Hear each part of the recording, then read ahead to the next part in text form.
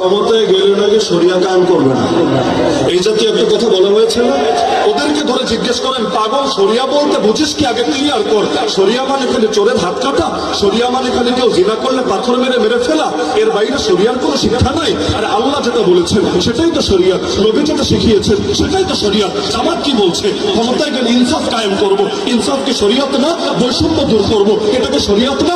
গরিব দুঃখের হক আদায় করবো, এটাকে শরিয়ত না? নারীদের ইজ্জত নিয়ে কাউকে ছিনিয়ে খেলতে দেবো না, এটা শরিয়ত না? আরে তোমরা শরিয়ত বলতে বোঝাও কি? শরিয়ত বলতে বোঝাও কি? এমনকি তারা যে প্রলোভন দিচ্ছে, ক্ষমতায় গেলে তারা শরিয়ত কায়েম করে উল্টিয়ে ফেলবে। এটা কোন শরিয়ত? গতকালও তো আমি দেখেছি, আমি নিজ কানে ভিডিও, সরাসরি তো ছিলাম না, এই মাঠের কথা বলছি।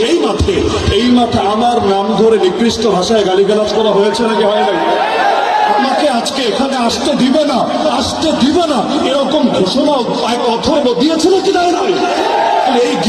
এই গিবত করো তোমাদের শরিয়ত, গালিগালাজ করো তোমাদের শরিয়ত, হুমকি ধমকি দেওয়া তোমাদের শরিয়ত, গুন্ডামি রাস্তারি করো তোমাদের শরিয়ত। বেটা ফাজিল ভোট দেবে টাকা দাও।